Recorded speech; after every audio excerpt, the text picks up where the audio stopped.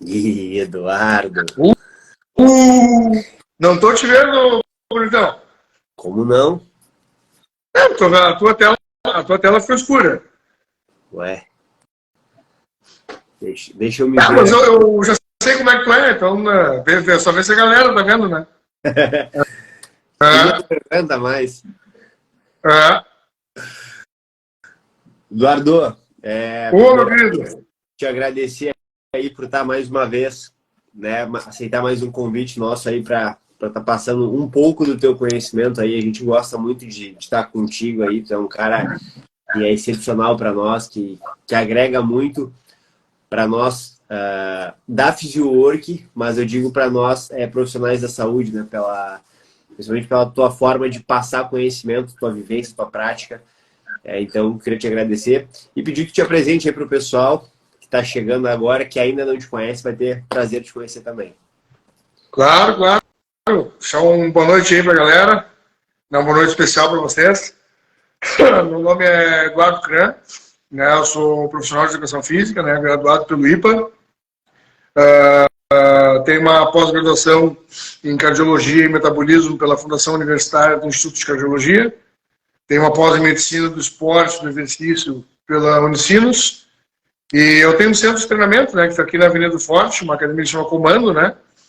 E aí me obriguei há algum tempo a fazer um MBA em gestão, porque nós, profissionais da área de saúde, a gente, infelizmente, quando a gente sai do ensino superior, essa parte de empreendedorismo é uma parte que a gente não trabalha na faculdade, né? Então, saí muito cru, muito verde, existem várias questões aí que tangenciam, né, os processos administrativos, e aí, para poder tocar melhor o negócio e até abrir outros negócios ou futura prospecção de negócio, entender um pouquinho como funciona, né, essa parte de gestão, né, principalmente no nosso ramo, que seria gestão em saúde, no meu caso, academia, né, centro de treinamento. E agora eu estou finalizando aí, acho que no máximo em junho, né, defendo minha dissertação de mestrado, fazendo mestrado em otimização em alto rendimento e performance pela Funibra, né, pela Fundação Ibero-Americana. E vamos lá, né? Vamos se mantendo estudando, né? Sou atleta de powerlifting, né? Não sou profissional, dependo de outras fontes de renda para sobreviver, mas já tenho um rendimento e uma performance praticamente de atleta profissional, né? E essa é a minha vida, né? Correria, bastante estudo, esporte, né? Não dá para parar. E colaborador aí, né, da Physiowork, né? Faço esse trabalho junto à Physiowork. Acho que os nossos ideais fecharam bastante. A Physiowork, ela abriu muitas portas para eu poder trabalhar e imprimiu o meu ritmo de trabalho da forma como eu sempre gostei. E isso é muito importante, né? Eles entenderam que eu não sou um cara vendido essas novas questões, né, que o mundo fitness e o mundo treinamento de força vem trazendo, né, para nós hoje, esse monte de confusão, de briga, de treta, entre profissionais de educação física, entre treinadores. Então, eu não sou um cara que tem muita aderência a isso. A Physiowork entendeu bastante isso. A Physiowork também, eu sou um cara que muito despojado no sentido de trabalhar e de imprimir minha didática de treinamento, e foi a forma como eu trabalho isso. E a Physiowork, ela me deu total liberdade, né, para poder tocar minha forma de trabalho. Eu acredito que se não fosse isso também, né, essa conjuntura, né, acho que a gente nem estaria aqui hoje, né? Então está sendo fantástico, inclusive, trabalhar com vocês. Exato, é uma parceria que a gente pode dizer que deu certo, né, Cria? Porque de Bastante. vários professores que a gente tem aqui, são poucos que a gente ainda mantém contato. Isso é uma pena, né? Muitos acabam é o que tu falou aí, muitos acabam deixando confuso o conteúdo aí, e a gente sabe, a área da saúde está sempre em constante evolução, né? Mas tem coisas que é o básico, e o básico ele funciona e não tem erro. É verdade, com certeza. O básico é o básico, né? Eu trabalho muito com isso. Eu acho que o mundo acadêmico ele vem crescendo cada vez mais dentro da área de treinamento de força. né? Só que a academia, o mundo acadêmico, a academia em si, ela precisa também entender que a parte prática é extremamente importante e que, às vezes, a gente vai ter alguns vieses relacionados à nossa vivência prática, né? Digamos que nem sempre a gente vai conseguir fugir um pouco. Como é me fugiu o nome agora da palavra? A gente usa bastante, até inclusive, do empírico, né? Por vezes, o empírico ele vai acabar se tornando importante, principalmente nas descobertas que a gente vem fazendo em relação ao rendimento do treinamento de força, né? Certo. A gente já conversou sobre isso, né? A ciência, ela nos mostra algumas coisas, a pesquisa, né? E às vezes o que a gente tem de resultado dentro da nossa prática acaba pesando, porque muitas vezes quem faz a pesquisa somente aquilo, não vive aquilo que é o que a gente vê diariamente ali, o atleta, o aluno, na vida real, né? Eu até conversei com o pessoal esses dias. Eu tenho um canal também no YouTube, para quem tiver interesse em conhecer, que se chama Diário da Força, que é um canal que fala muito sobre treinamento, né? A primeira parte ele é dividido em duas partes. A primeira parte é uma parte mais teórica, né? Onde eu uso o board para explicar priorização do treinamento de força, métodos de treinamento e outras vertentes da área de treinamento esportivo. E agora a gente está entrando na segunda parte, na segunda fase, né, que é uma fase onde a gente aplica praticamente esses treinos e explica, né, os treinos e de forma simples e didática para que as pessoas entendam como executar melhor os exercícios, né, e depois, né, darem condução aí ao que a gente compilou na teoria, associando à prática. E muita galera fala muito sobre artigo científico, eu acho que a ciência ela sempre vai ser muito importante, ela vai sempre ter um canal de muita importância dentro da área de treinamento de força e dentro de qualquer área, né? A ciência, ela sempre vai ter e sempre será muito importante. Bom, eu sou um cara que eu tenho 3 pós, uma formação, várias horas mais de 450 horas, acho que mais de 500 horas de atividades complementares, né, cursos e palestras, e estou praticamente terminando o mestrado. Então, obviamente, eu sou um cara que gosta de estudar e sou um cara que sou a favor da ciência. Só que, infelizmente, a galera... O que aconteceu? O estudo hoje no Brasil, ele ficou um pouco vendido, né? O estudo hoje no Brasil, ele ficou uma coisa comercializada, né? Virou comércio. E quando vira comércio, infelizmente, a gente não consegue manter uma boa qualidade desse estudo. Então, todo mundo que tem qualquer tipo de premissa numa discussão, uma discussão saudável a respeito de treinamento, fala em artigo científico, né? Mas não sabe ler um artigo científico, não sabe filtrar os vieses de um artigo científico e não sabe captar aquilo que o artigo científico tem que passar. Então, eles não sabem dizer se aquele artigo científico é bom ou se aquele artigo científico é ruim. Eles simplesmente vão lá e citam, fulaninho, Beltraninho falou, bom, a gente tem aí uma briga muito grande, né, entre um profissional teórico e um profissional prático, né, no Brasil, né, que seria, né, o PG, vocês sabem quem é lá, né, o Paulo G, e o cara da Black School lá, que eu não esqueci o nome dele. Tu lembra? Da Black School? Da Black School, eu me esqueci o nome dele lá, que ele é o treinador oficial da Black School. É um cara mais old school, assim. Então eles brigam direto, né? Os dois eles se garfam direto também, a respeito da parte de treinamento, né? E um porque é muito teórico e o outro porque é muito prático, sendo que o bacana de tudo é a junção dos dois, né? E o Brad Contreras foi o cara o Cauã aqui. O Brad Contreras foi o cara que inventou, praticamente, né? É o pai da elevação de quadril, né? E ele deu uma chinelada no Paulo, eu vi esse vídeo, né? Até por uma questão de compra e venda de estudos, né? Na hora de publicar. Mas por exemplo, por que a gente deve ter atenção na hora que a gente for ler estudos, principalmente relacionados ao treinamento de força e ao desempenho esportivo relacionados ao treinamento de força?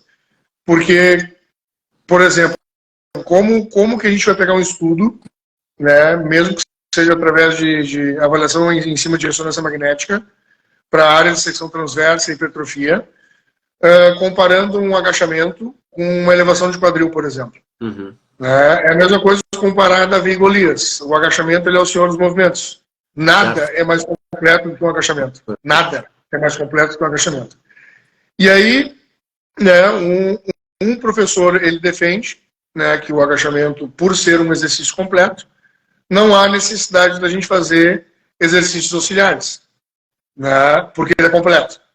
Só que assim, quando a gente fala em não há necessidade de fazer exercícios auxiliares, a gente quebra e desconecta toda a área do treinamento esportivo, que desenvolve também os princípios do treinamento. Por exemplo, e se o meu agacho ele é descompensado e eu não consigo utilizar ele muito o meu glúteo porque tenho retroversão de quadril, e eu precisar complementar com uma elevação de quadril, por exemplo, porque é um exercício que vai me dar mais potência na cadeia extensora do meu quadril, utilizando o glúteo.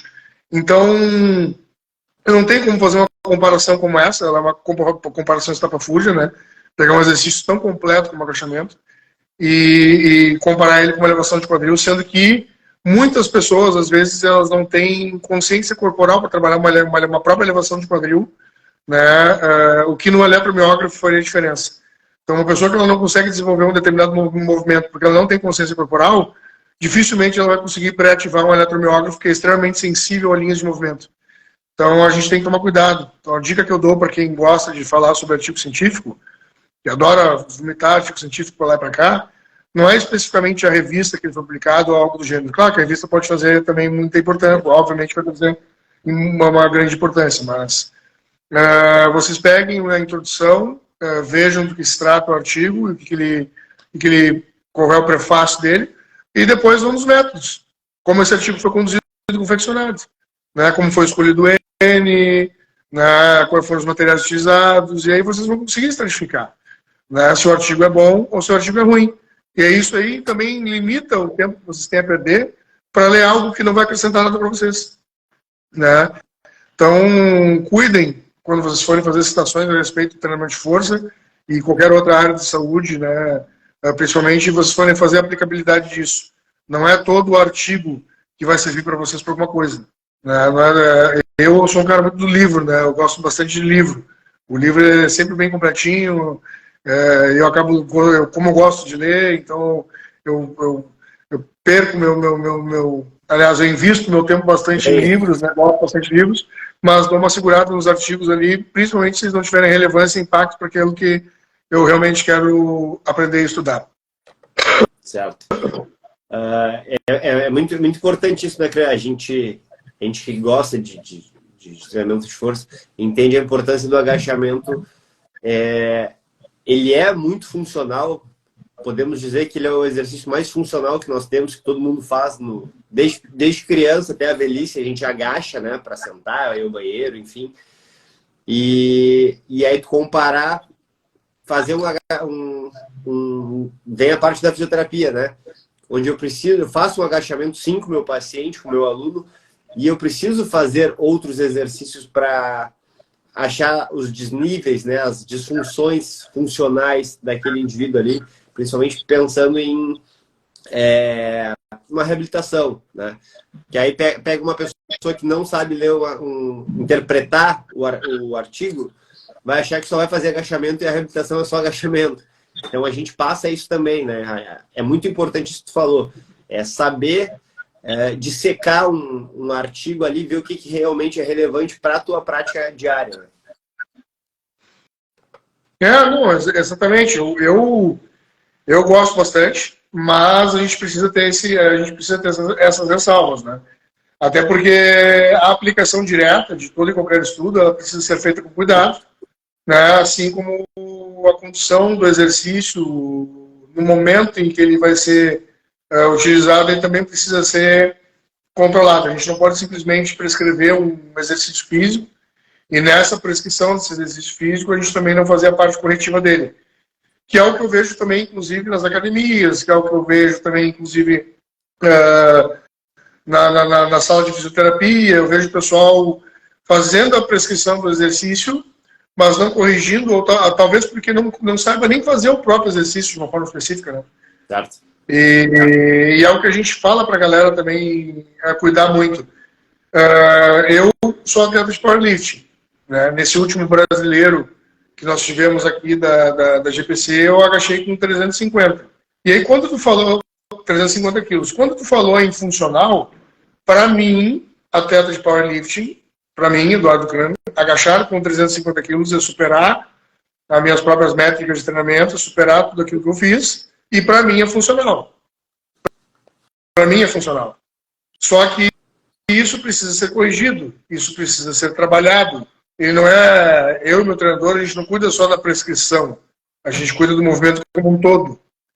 Porque para ter evolução no treinamento, a gente precisa de uma série de fatores.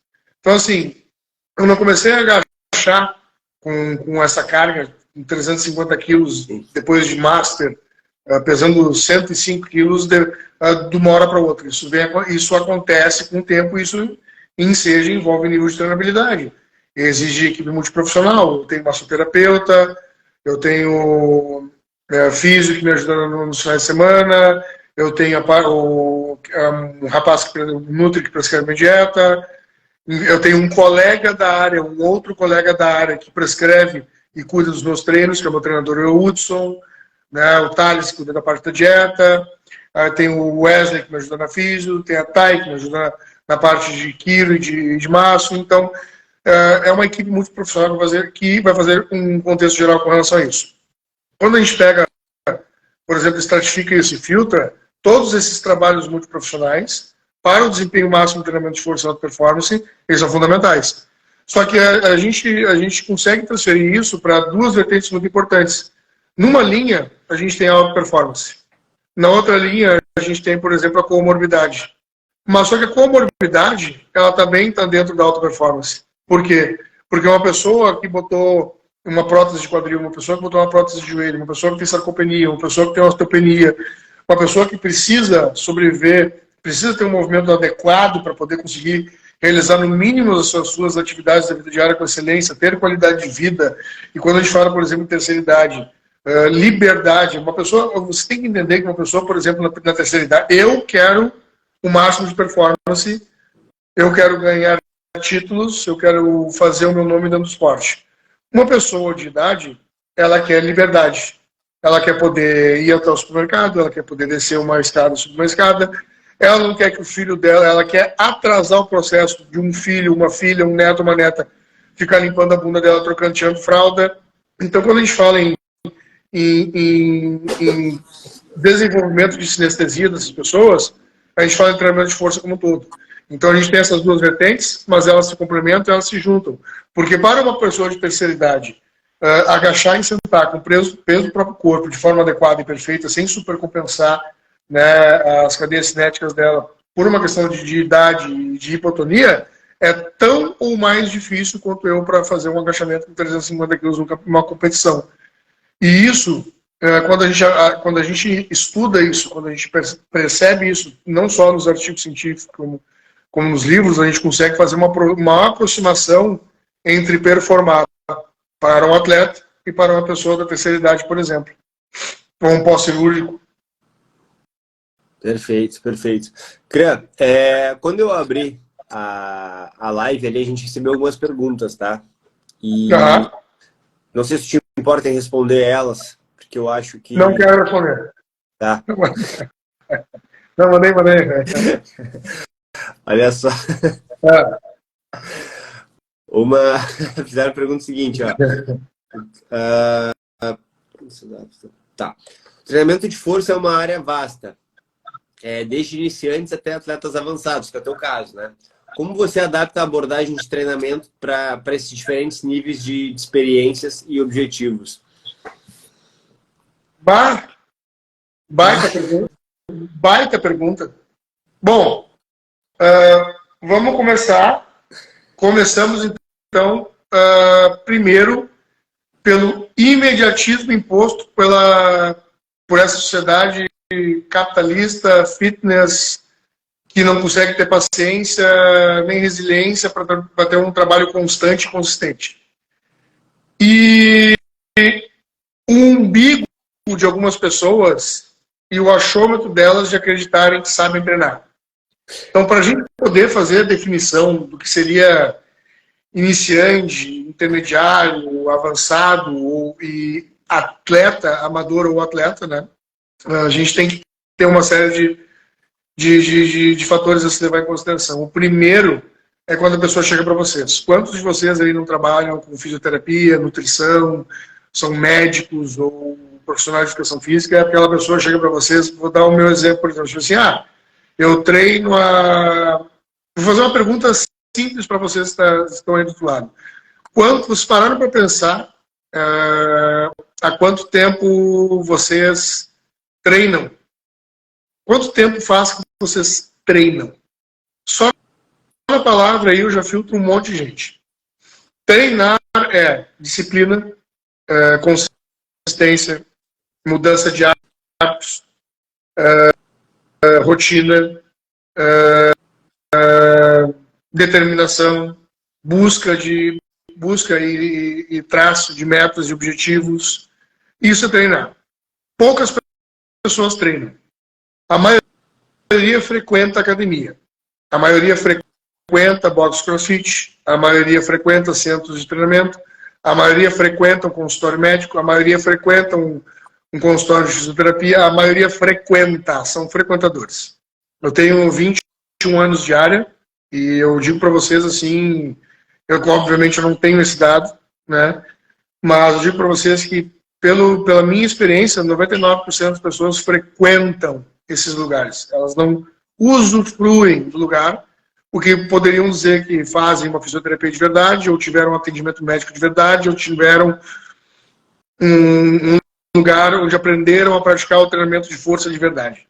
Então essas pessoas chegam para nós e elas falam assim, eu treino há 5 anos. Mas aí começa, treino há 5 anos, tá, beleza. Quanto tempo treina de verdade? Quantas vezes por semana frequentou a academia? Foi ensinado a treinar, não foi? Aí a gente cai naquela premissa dos profissionais que atenderam ou que ensinaram essa pessoa ao longo do tempo, né, o que ela sabe hoje quando ela chega para nós. Então, filtrar indivíduos bem treinados para escalonamento de iniciante, intermediário e avançado, a gente tem que passar por uma anamnese teórica, extremamente teórica, né? Se fez uso de medicamentos, fez uso de suplemento, né? Treinar, como treinava, se lesionou, se não se lesionou, como é que treina, há quanto tempo treinou. E depois de feito isso, aí a gente leva essa pessoa para a sala de musculação, para a sala de treinamento, para o boxe, onde for, que essa pessoa treina, e aí a gente vê o nivelamento de gesto motor dessa pessoa, né? E o nivelamento de gesto motor dessa pessoa, ela não está só na avaliação cinética dela, onde a gente avalia o movimento em si, as forças que incidem nesse movimento, mas também na avaliação cinemática, o comportamento dela no espaço-tempo, corpo dela, onde ela está. Então, na sala de musculação, vai pegar uma pessoa que diz que é muito bem treinada, parte ali do intermediário para o avançado, ou já está no intermediário. Aí tu fala, pessoal, vamos começar a aquecer, vou montar aqui a tua ficha de treinamento, mas a gente vai treinar, vai dar uma aquecida agora, numa cadeira extensora, num chuta-chuta. Aí a pessoa olha para ti assim, mas eu não lembro que máquina é essa. E aí tu olha assim, a pessoa disse para vocês que treina há 5 anos, uma cadeira extensora tem aqui na esquina, no chão, no meio da rua tem uma cadeira extensora. Qualquer lugar que vocês forem tem uma cadeira extensora. E a pessoa não sabe que uma cadeira extensora não sabe treinar. Não sabe treinar. Não sabe treinar porque não sabe o que é o aparelho. Mas eu não estou dizendo que essa pessoa ela tem culpa de alguma coisa. Entendeu? Ela pode ter frequentado lugares que não instigaram ela a aprender a treinar. E com essas academias de low cost hoje, tipo Smart, Usina, Engenharia, esse tipo de academia, dificilmente essas pessoas vão aprender a treinar. O que é aprender a treinar? É entender o que está treinando, para que está treinando, por que está fazendo aquele exercício, o que tem que sentir naquele exercício, como é que se faz aquele exercício, né? como é que funciona a progressão, em quanto tempo tem que trocar de treino. Então, eu já passei por academias que proprietários pediam para fazer a troca de treino a cada 2 semanas. Então, como é que tu vai adaptar aquela pessoa? Existe uma linha tênue entre adaptações mecânicas e fisiológicas ao treinamento de força, né? Pelo menos umas 8 a 10 semanas de treinamento, para poder se desenvolver naquele treinamento, né? E entrar em platô, por já não mais progredir em cima daquele treinamento, ele já não tem mais utilidade para isso. Né? E, então não se troca treino a cada 2 semanas, assim como não se troca treino a cada 1 ano. Né? A gente tem blocos periodizados de treinamento, em cima de macrociclos, que vão ter um tempo específico para ser trocado essas linhas temporais de treinamento para que se consiga evoluir. Então, é relativamente complicado a gente trabalhar com intermediário, iniciante e avançado, sem, em um primeiro momento, a gente estratificar bem o que é iniciante, intermediário e avançado. A dica que eu dou para vocês, sempre desconfie. Se não é alguém que vocês conhecem, né, não, o fulaninho já é a fulaninha, o fulaninho ali, eu conheço, eu sei que é casca grossa, treinou já, né, só precisa se readaptar, etc e tal, beleza. Agora, se vocês não conhecem, chegou para vocês dizendo que sabe treinar, que fez, que aconteceu, que choveu, desconfia. Desconfia, faça uma anamnese completa e aí vai para a parte prática. Só que na parte prática, não vai na maquininha ali, na cadeira extensora, na mesa flexora, no supininho articulado. Não. Leva para o peso livre, para ver como é que é de consciência corporal, como é que se comporta na sala, manda fazer uma remada curvada, manda fazer um agachamento livre, e aí vocês vão ver qual é o nível de capacidade de gesto motor daquela pessoa, de consciência corporal dela. E assim vocês conseguem filtrar se é intermediário, se é iniciante, se é avançado, e dentro disso, né, aí prescrever as melhores linhas de treinamento, né? Ah, perfeito, Edu. Perfeito. Cauã botou aqui, cada dia um treino. Cada dia um treino, cada dia um desafio, é muito desafiador e pouco progresso. Tipo assim, todo dia é diferente. Não tem que ser todo dia diferente. Né? Existe, os princípios do treinamento eles estão aí. Não sei se a galera lembra, princípios e métodos de treinamento são 2 coisas diferentes. Os princípios do treinamento eles são atrelados ao treinamento esportivo. Né? Os métodos de treino eles são agudos, eles são utilizados em sessões de treinamento para a gente poder gerar estímulos diferentes conforme o fim que a gente quer objetivar aquela pessoa. Né? Traçar as metas com ela e atingir os objetivos que ela tem. Os princípios de treinamento são individualidade, especificidade, adaptabilidade, variabilidade, continuidade, progressão, sobrecarga, interdependência, intensidade, volume e reversibilidade ou deload, né? Que é o que a galera não, que é um dos que a galera menos usa e é um dos mais importantes, né? Que é o descansar para supercompensar, né? Mas, enfim, né? E a galera confunde muito isso. Então, se a gente não seguir os princípios do treinamento dentro do treinamento esportivo, a gente não evolui em lugar nenhum. Exato. Acaba sendo mais do mesmo, para variar. Exato. Eu recebi uma perguntinha aqui no chat que eu vou perguntar para ti, Edu. Aproveitar que o pessoal está aqui na live. Poderia falar um pouco sobre a relevância a longo prazo dos 3 básicos para alunos iniciantes? Claro. Outra pergunta fantástica também aí para quem fez, parabéns, tá? Cauã. Eu sou adepto dos levantamentos básicos. Eu me apresentei para vocês, eu sou atleta de powerlifting, trabalho com treinamento de força a minha vida inteira, nunca trabalhei com outra coisa que não fosse treinamento de força. Sempre trabalhei com aquelas 2 vertentes, cujo qual eu havia comentado com vocês anteriormente, que seria a parte da alta performance para o público com comorbidade, e, né, porque é um público com comorbidade, então tudo para eles vai ser alta performance pela dificuldade que eles têm de atingir as suas métricas e objetivos, né, devido a essa busca por saúde. Né, e a alta performance aí, atleta, nível de atleta. Então, partindo dessa premissa, me esqueci a pergunta ali. Olha, não, puxei o raciocínio e não repare, pessoal, mestrado é complicado, muito trabalho tarde, acorda cedo, filho, correria, né, só perdi ali o fio da meada de novo. Poderia Tá, falar os três básicos, tá. Partindo dessa premissa, os levantamentos básicos, eu sou a favor de, sim, usá-los para qualquer público, em qualquer situação. Com algumas ressalvas. Por quê? Às vezes, e por vezes, chegam pessoas para nós que não têm força, né? Força é uma capacidade neuromotora. Às vezes a pessoa não teve uma vivência motora ao longo da sua vida, principalmente essa galera dessa geração atual, né? Muito videogame, muita saidinha para festa, e a expressão gestual motora através do esporte ela vem se perdendo. Às vezes a pessoa não tem força para se iniciar o movimento, né? Então a gente inicia com um pequeno trabalho de desenvolvimento dessa força em maquinário de cadeia cinética que propõe alguma cadeia cinética fechada ou aberta, dependendo da literatura. Bota ali um leg press, bota ali um agachamento educativo, né? Ou talvez um terrinha do box lá de cima, para fortalecer um pouquinho mais os diretores da espinha. Né? O supino é básico, mas, por exemplo, eu aqui no comando só tenho barra olímpica. Né? Para iniciar um supino com barra olímpica pesa 20 quilos. Então, as meninas, por exemplo, dificilmente elas conseguem iniciar com a barra olímpica. Elas vão começar com um parzinho de halteres e vai se trabalhando progressão de força para que elas consigam utilizar uma barra olímpica. O que é muito justo, né? Fazer essa progressão até que elas consigam chegar numa barra olímpica, e a meta é a barra olímpica neste caso.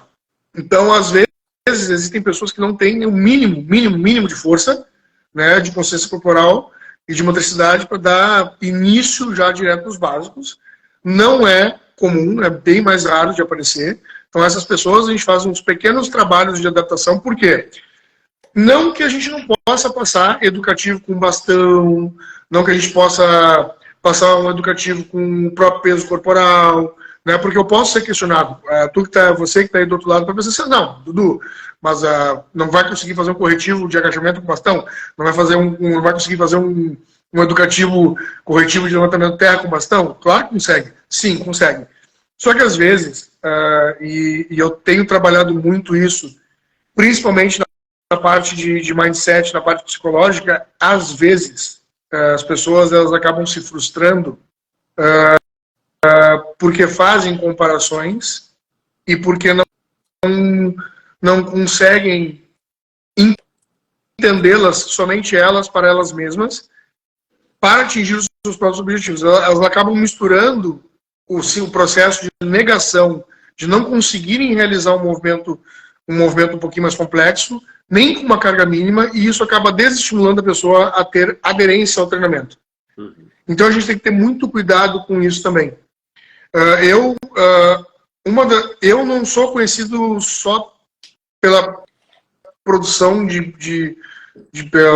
por desenvolver atletas em vários sentidos, não só na parte da força e das capacidades físicas deles, mas a minha parte, eu diria que hoje a minha principal vertente dentro do treinamento de força também são os fatores motivacionais e psicológicos, porque um treinador de verdade ou uma treinadora de verdade, o segredo, eu não estou desmerecendo os meus títulos ali de pós-graduação, minhas pós-graduações, meu mestrado, não estou botando eles em xeque.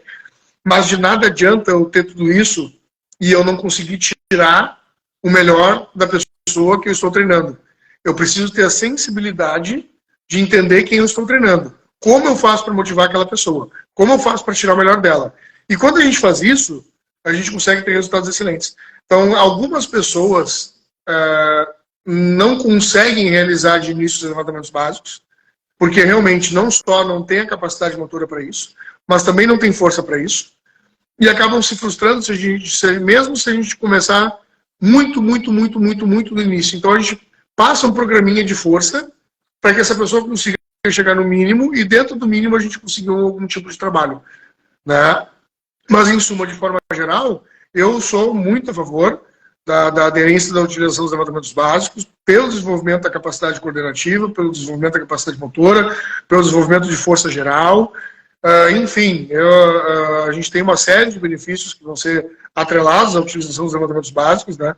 E não só agachamento, supino, levantamento de terra, mas overhead press, agachamento búlgaro, enfim, vários exercícios que a gente consiga utilizar que vão prospectar esse desenvolvimento de quem está sendo treinado por nós, né? Muito bem, sabe das respostas. Edu, outra pergunta que fizeram no Instagram mais cedo era sobre a iniciação de crianças e treinamento de força, se seria prejudicial ao crescimento. Não, peraí. Não, pessoal, olha só. Vamos lá. O crescimento ele é atrelado a condições hormonais, genéticas, né, hereditárias. A gente tem as placas epifisárias nas regiões distais dos nossos ossos, né, nas epífises, e essas placas, elas são... a função delas é receber esse aporte hormonal, esse aporte nutricional, para que se tenha crescimento não somente do diâmetro, mas da composição do osso como um todo. Meu pai tem 1,70, minha mãe tem 1,52. Eu não vou ter 1,90. E acabou. Acabou. A não ser que talvez eu tenha um tio que tenha 1,90. E talvez eu pegue algum gene dele. Então, essa história de fusão de epífise óssea por excesso de treinamento não é assim que funciona. O mais importante é a gente entender por que a gente está, para que e por que a gente está conduzindo aquela criança ao treinamento de alta intensidade. É uma criança que quer ser atleta? Essa criança, ela quer ser atleta? Ou é o pai e a mãe que querem que essa criança seja atleta?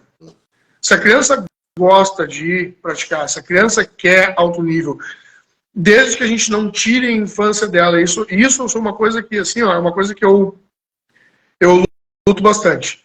A gente consegue fazer uma criança performar em alto rendimento para uma criança, não comparado a um adulto, evidentemente. Né? Essa história de a criança é um adulto pequeno, pisa, não é. Não, o metabolismo é diferente, o organismo é diferente, funciona de uma forma diferente, a condição cognitiva é diferente, não tem nada a ver com o adulto. Entendeu? Então, acho que a gente cercear uma criança da liberdade dela ser criança é um crime.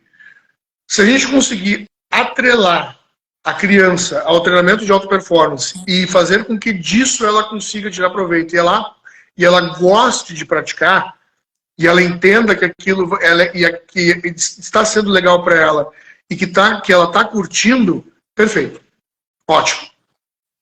Agora, como o Cauã falou ali, a gente não pode precocemente especializar aquela criança sem que ela sinta vontade ou prazer de fazer aquilo que ela faz. Então, a gente tem que tomar cuidado na hora que a gente for conduzir um treinamento de alta intensidade para a criança. Não, ela não vai diminuir. Ela não vai ficar pequena por causa disso. A Daiane dos Santos, os pais são pequenos. Shaquille O'Neal, o pai tinha 1,90, 2 metros, a mãe tinha 1,80. Shaquille O'Neal não ia ter 1,50. Né?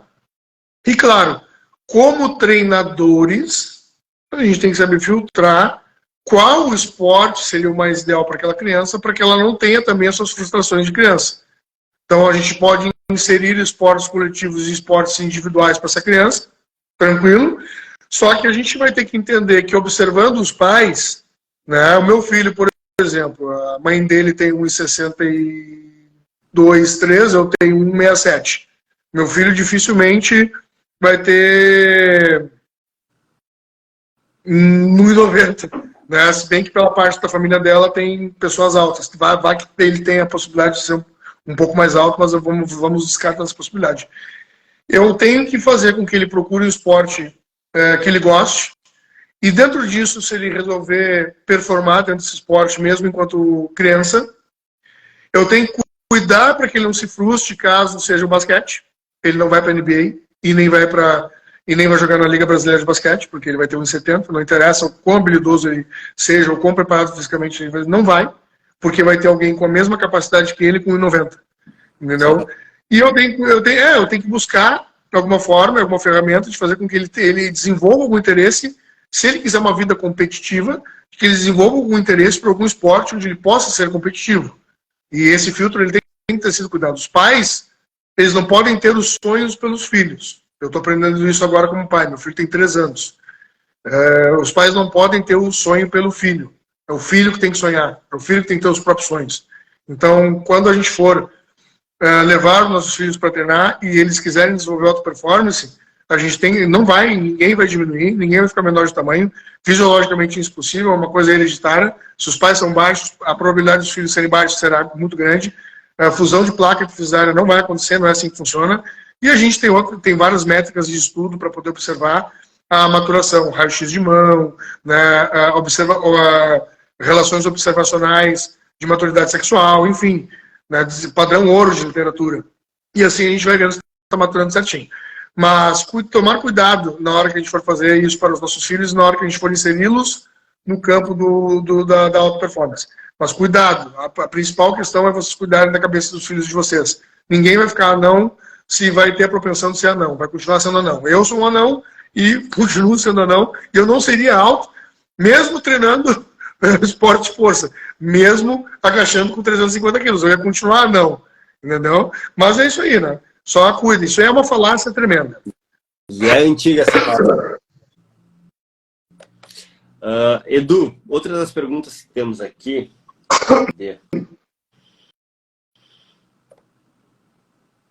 Tá, pô, essa aqui é muito boa. O treinamento de força muitas vezes envolve movimentos compostos, como agachamentos, levantamentos terra e supino. Quais são os benefícios desse exercício em comparação a exercícios isolados? Olha, na realidade, o treinamento ele deve se complementar. Quando a gente for utilizar exercícios compostos, a gente tem que entender que esses exercícios básicos, esses são exercícios gerais, são exercícios multiarticulares, que vão envolver múltiplos grupos musculares, que vão ter um trabalho agonista, um trabalho antagonista, um trabalho sinergista, um trabalho de estabilizadores. Enfim, são trabalhos complexos e dependendo do indivíduo completo. Por que eu falo dependendo do indivíduo? Porque quem tem algum desvio postural, alguma descompensação mecânica, alguma limitação postural, provavelmente vai acabar supercompensando, sobrecarregando determinadas regiões do próprio corpo. Por exemplo, quem tem uma lateroversão de quadril vai acabar prejudicando um pouco mais a sua região lombosacra, um joelho, um tornozelo e o próprio lado do quadril, que tem a acentuação onde vai estar o desnivelamento para o lado mais baixo. Então a gente tem que tomar cuidado. Quando a gente vai passar um agachamento para essa pessoa, ela vai ter uma descompensação mecânica ali, entendeu? Que pode se estender até a região escápulo-lumeral. Então tudo isso tem que ser observado na hora que a gente for passar para essas pessoas. Caso não sejam pessoas que tenham essas limitações mecânicas que vão fazer com que elas não consigam atingir o alto nível de performance por conta dessas limitações, a gente também tem que entrar com os trabalhos unilaterais, os trabalhos específicos, né? E aí são as especificidades do treinamento. Então, o ideal seria a associação deles. Então, a gente, dentro de um programa de treinamento, a gente saber avaliar os principais exercícios compostos que vão compor aquela sessão de treinamento e alguns exercícios isolados que vão fazer um complemento, né? Um complemento auxiliar. Eu não gosto muito de utilizar a palavra acessório, porque ela me remete tipo assim, a algo descartável. Então, vamos dizer assim, auxiliares, né? Exercícios que vão auxiliar a melhorar e performar um determinado movimento. Principalmente para quem trabalha com dominâncias de esportes específicos, né? Um judoca ou um jiu-jiteiro precisa muito ter um quadril forte para raspar, para sustentar a posição. Então, a gente sabe que agachar vai ser muito bom, mas que precisa de uma elevação de quadril, que precisa fazer um levantamento terra, porque precisa de uma pegada forte, né? De flexores dos dedos, musculatura ternária, hipoternária, musculatura pronador quadrado, então estabilidade de punho, enfim, né, a gente sabe que vai ter que precisar de exercícios isolados também, além dos exercícios básicos para dois atletas dessa modalidade, por exemplo. Né, então, a combinação entre eles vai ficar perfeita. Então, a gente utiliza os básicos, que são multiarticulares, complexos, globais, enfim, mas não deixa de prescrever auxiliares isolados para a gente poder performar melhor naquilo que a gente precisa. Maravilha, Edu. Deixa eu ver outra aqui.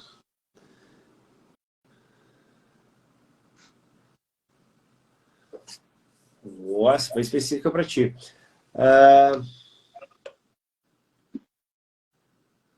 O processo no treinamento de força geralmente envolve lidar com platôs e momentos de estagnação. Como você ajuda os atletas a superar esses obstáculos e continuar progredindo? A galera tá mandando bem nas perguntas hoje, hein? Então, assim, A primeira coisa que a gente tem que buscar entender na hora desse platô são os vieses que vão gerar esse platô, né? São as questões que vão gerar esse platô. Dificilmente a gente tem um overreaching ou um overtraining assim de uma hora para outra. Um overreaching, ele é um pré-overtraining, que é quando a gente já está com níveis de cortisol, nível de cortisol alto, lactacidemia alta, a massa muscular, a gente começa a ter um pouquinho de catabolismo de massa muscular, o tecido adiposo começa a ser um pouco mais preponderante, o gasto energético começa a ser maior, existe hiperventilação de treinamento, porque não, a mecânica respiratória também fica um pouco afetada. Então a gente começa a ter indícios de que vai entrar em platô. Quando a gente fala em aluno convencional, quando a gente fala em aluno que não é atleta, mas que tem um bom índice de treinamento, mas tem uma boa força, tem um bom condicionamento físico geral, né, é mais fácil da gente conduzir para que não chegue nesse platô, porque nunca vai se exigir o máximo daquela pessoa, né, porque não há necessidade. Aí a gente tem que também saber o objetivo dessa pessoa.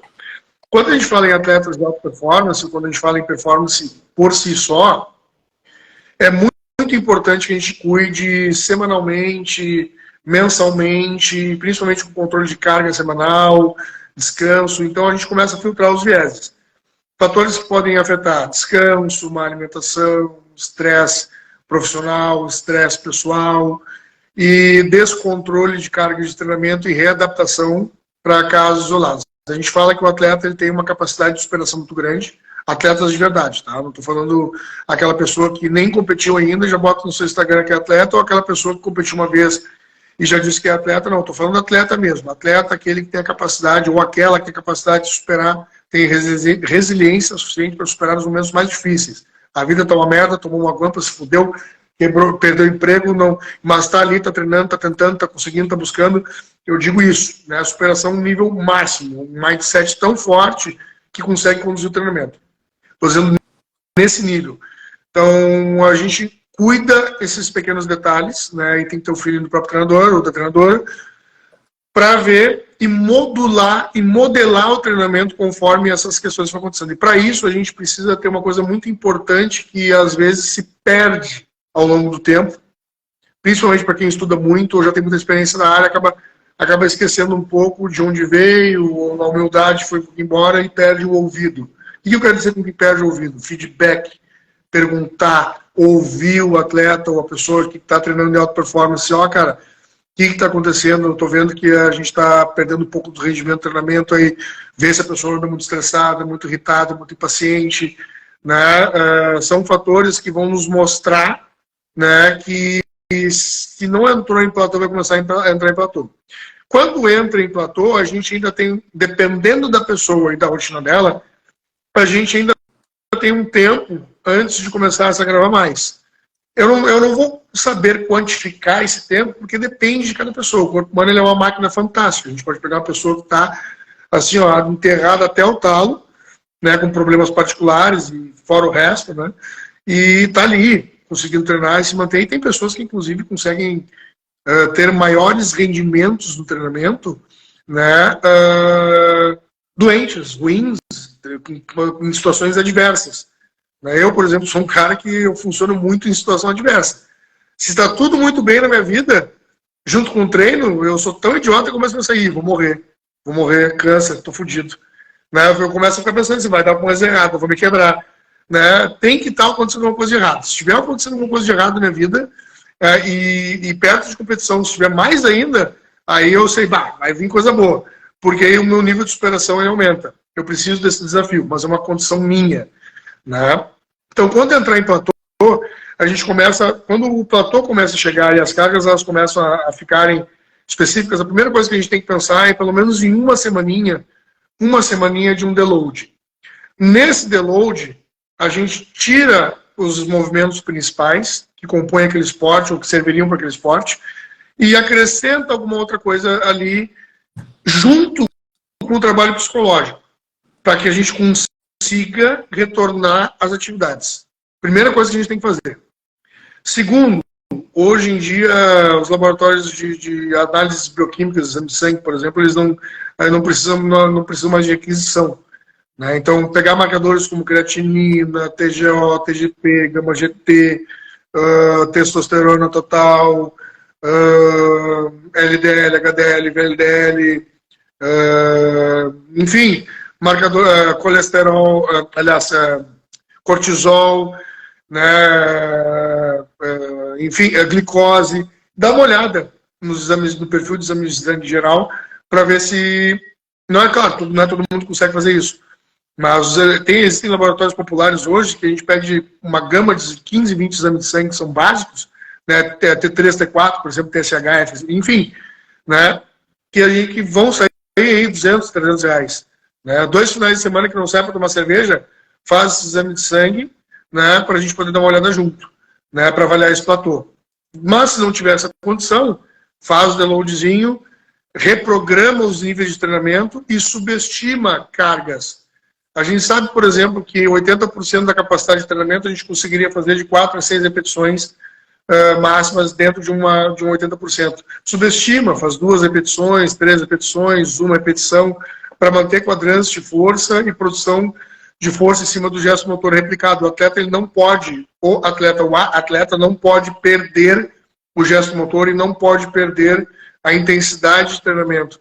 A não ser que realmente o platô esteja tão grande a ponto de o atleta já estar decaindo, que aí sim vai se ter uma necessidade de pelo menos uma semaninha de deload fora, extra, aquele treinamento habitual, uma outra semana de deload retornando com os exercícios que compõem, né, as suas sessões de treinamento semanal, e aí sim, claro, dentro desse período, uma avaliação completa entre o treinador ou a treinadora e o atleta ou a atleta, para retomar os níveis de treinamento, né, e entender o que está acontecendo. Às vezes não é uma questão de condição física, às vezes é só uma questão mental mesmo.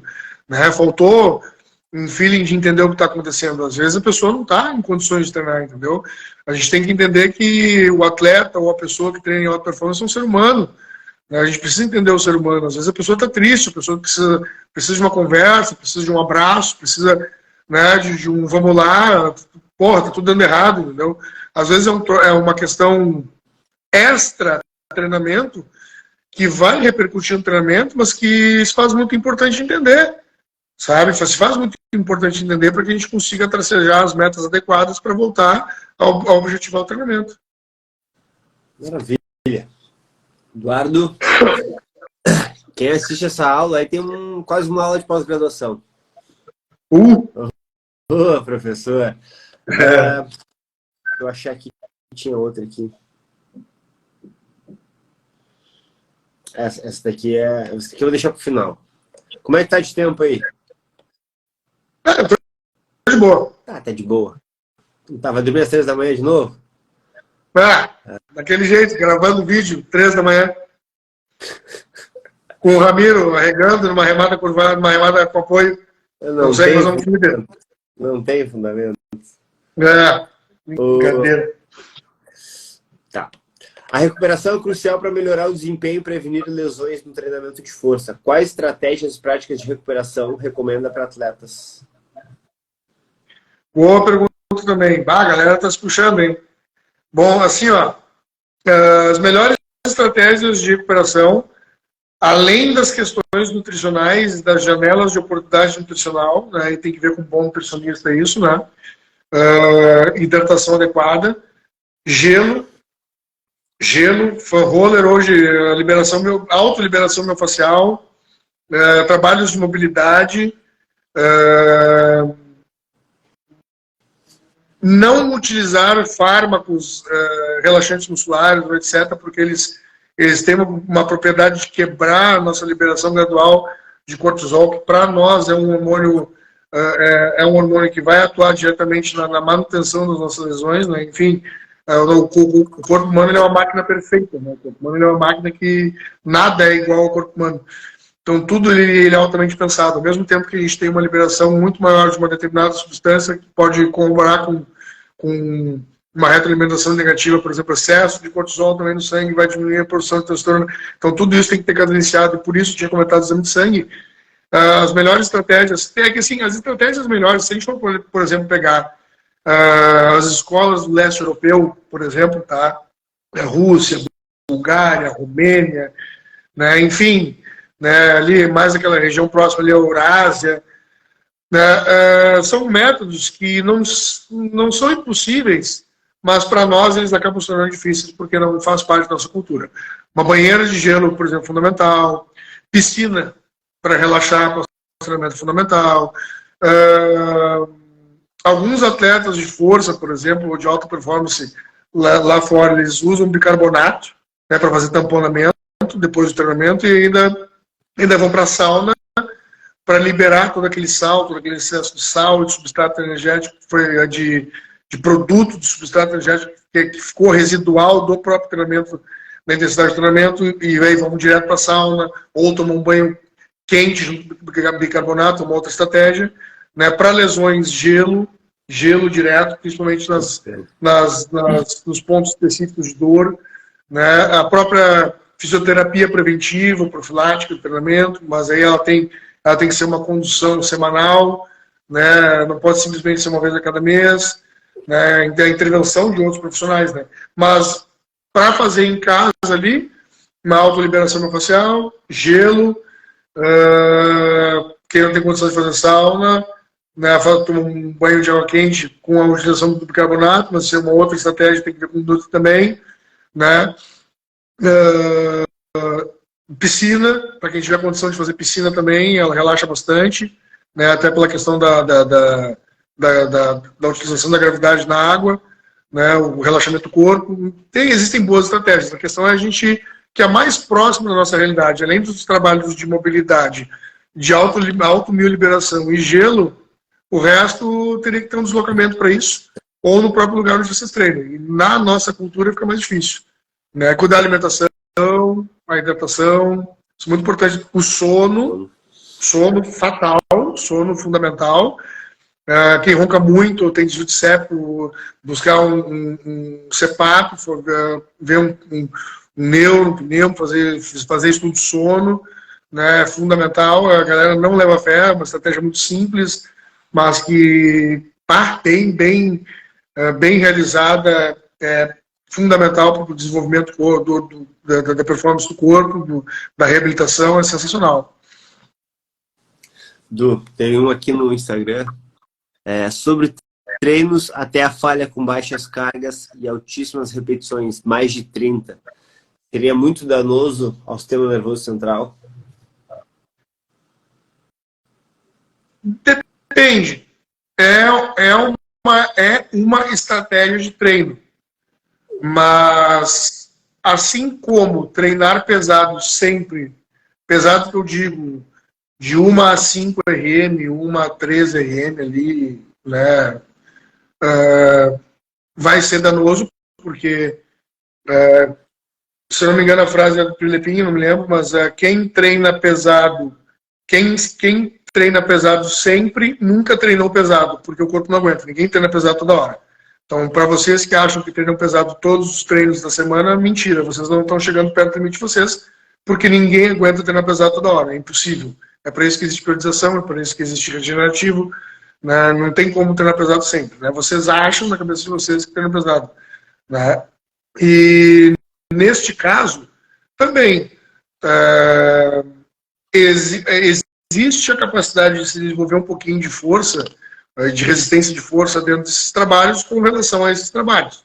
Digamos que se o cara faz, ou a menina faz ali 30 repetições, um agachamento só com a barra, daqui a pouco ela consegue um condicionamento físico melhor e consegue fazer as mesmas 30 com 5, as mesmas 30 com 7, com 10, e aí sim a probabilidade de se desenvolver algum acometimento no sistema nervoso central pelo excesso de treinamento ou pelo excesso de número de repetições, ela é maior, né? Mas, como não tem uma intensidade tão grande, provavelmente uma intensidade que ficaria abaixo de 50%, ali, 25%, 30% de uma repetição máxima, ela geraria só um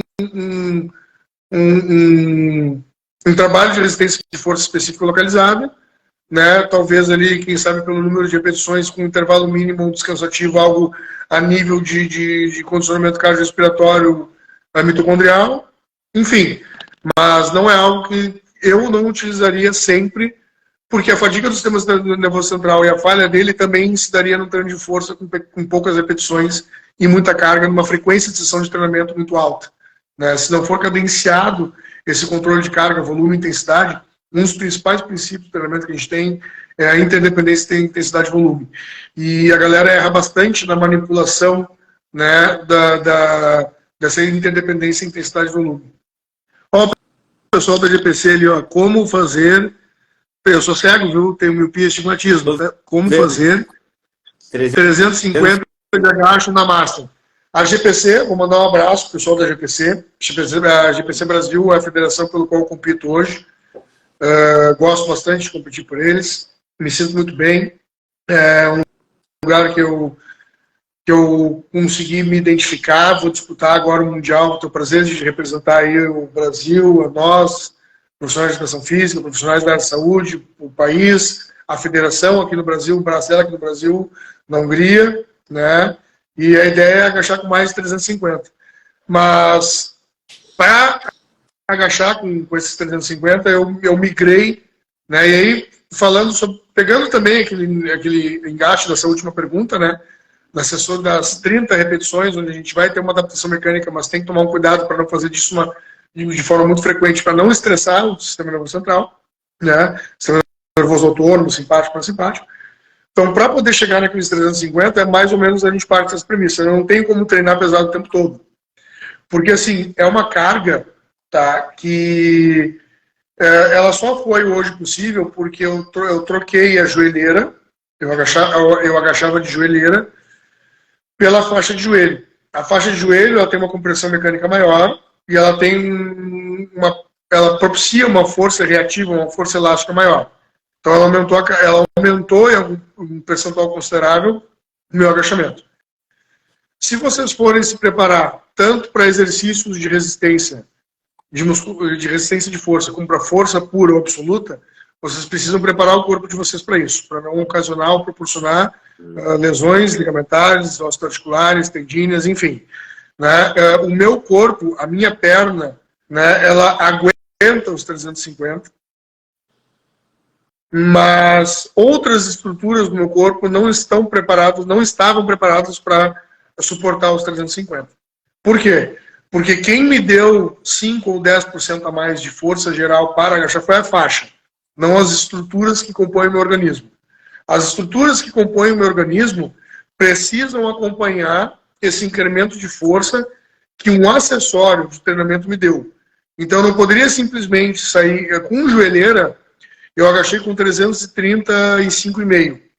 De faixa, eu poderia ter agachado mais 350. Tanto que deu uma sobrada no brasileiro. Só que o meu corpo não estava pronto para agachar, do meu corpo de uma forma geral, não estava pronto para agachar com mais do que isso. A probabilidade de eu machucar uma outra estrutura seria maior, porque eu não me preparei adequadamente para suportar a carga como um todo. A minha coxa, o meu quadril, o meu glúteo, o meu joelho, ele até suportava os 350.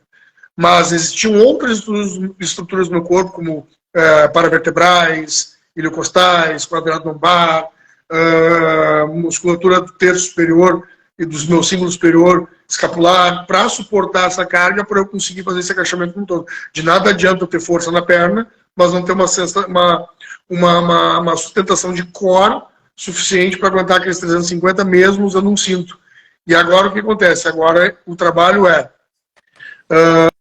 aumentar os componentes de força gerais para que eu consiga ir cada vez mais subindo essa carga em decorrência da utilização das faixas.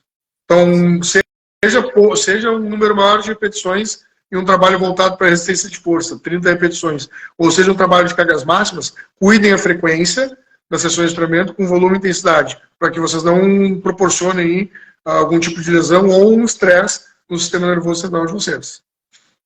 Maravilha, Du. Eu tinha outra aqui. Essa daqui. Tá. O progresso no treinamento de força geralmente envolve lidar Opa, não é essa aqui. Achei.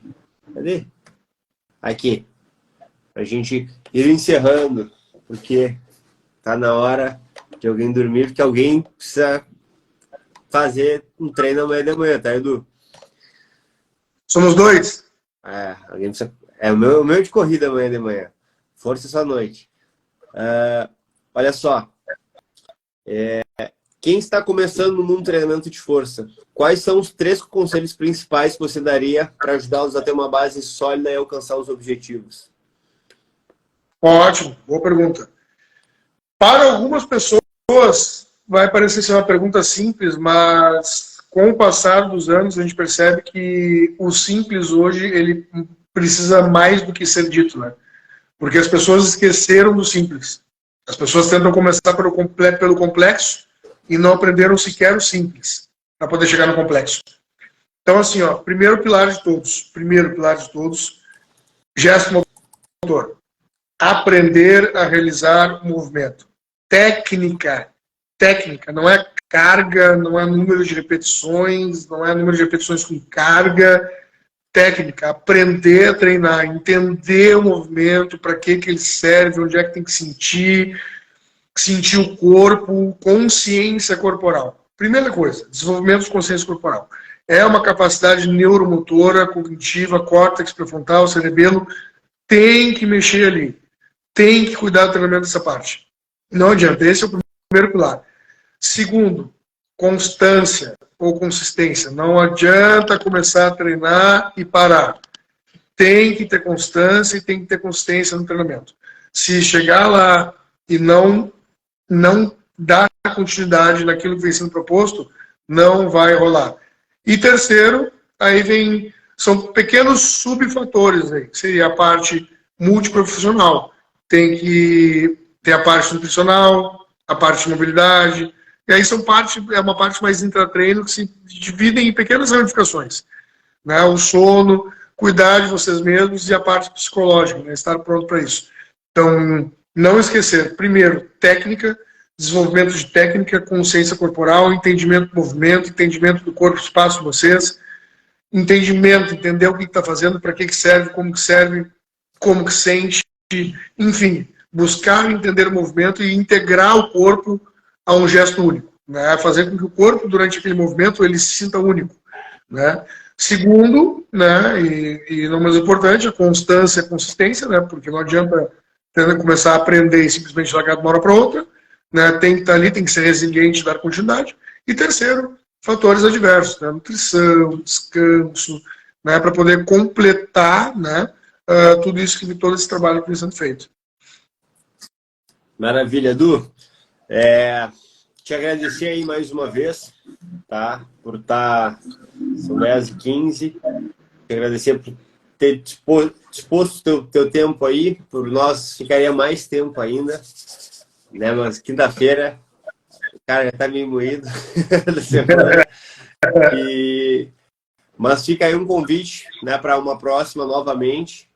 Não tenho dúvida que vai aceitar. E a gente vai fazer uma grande live, mais uma aula, né? Porque, como eu te falei, é uma aula de pós-graduação. Isso aqui nada melhor que a gente aprender com quem tem domínio na prática e faz, né?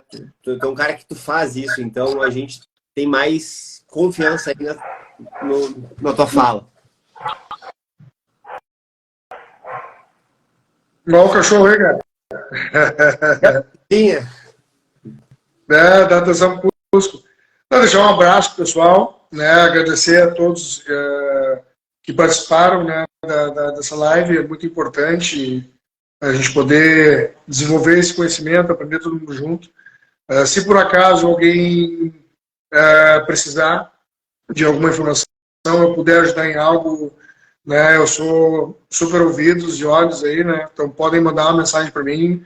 Eu sou um cara acessível, eu não tenho essa de guardar conhecimento, ou esconder conhecimento, esquecer, né? Eu tive bons professores ao longo da minha vida, boas pessoas que me ajudaram bastante, e uma delas, que é inclusive meu segundo pai, que é o Zé, que trabalha comigo, né? Ele me ensinou a estudar, me ensinou aplicar a teoria prática, ele também é colega da área, e ele, a única coisa que ele me cobrou é passa adiante. Então, acho que a gente, seguindo esse pedido dele, né, que é para mim uma honra, né, ter estudado e estar estudando o que eu estudei hoje, praticar e praticando o que eu pratiquei hoje, passar esse pedido dele adiante, né, e desenvolver esse conteúdo. O que eu peço para vocês, se vocês puderem, se quiserem, dar uma apreciada no meu canal lá, né, o Diário da Força, né, no YouTube, né, dar uma olhadinha, e quem quiser, inclusive, ir lá, deixar algum recado para solicitação de algum conteúdo para ser produzido, a gente vai jogar também, porque esse conteúdo também a gente trabalha com a Physiwork, né? Agradecer a Physiwork mais uma vez por estar abrindo essa porta para mim. A minha questão de marketing pessoal melhorou bastante depois que eu comecei esse trabalho com a Physiwork. A Physiwork me deu uma visibilidade muito boa também, numa área não específica, só da alta performance do treinamento de força, mas como profissional da saúde de uma forma geral, que é algo que eu gostaria de ser conhecido também, não só pela parte de alto rendimento, não. Eu estudei muito também para trabalhar com necessidades especiais, enfim, né, a Physiwork também abriu essa outra grande lacuna, fora o fato de dar aula, né, eu adoro dar aula, adoro conversar sobre a área, eu amo a área, entendeu, da saúde, então é um prazer para mim estar aqui, eu gosto muito mesmo, assim, eu curto muito isso, sabe, então, para mim, é muito importante estar desenvolvendo isso. Ó, o Dani, né, corações, Dani, né? Então é muito importante, sabe, para mim estar aqui junto com vocês e agradeço para quem disponibilizou um pouco do seu tempo para assistir essa live ou vá assistir depois, porque eu sei o quanto é importante o nosso tempo, né? O tempo é a nossa maior moeda, é aquilo que a gente reserva para nós, né? Então, se vocês estão dedicando um tempo de vocês precioso para observar, eu fico muito grato mesmo de coração. Maravilha, Edu. Sem palavras mais uma vez. E amanhã eu tô aí contigo. Vamos embora, né? Vamos treinar um pouquinho. Bora.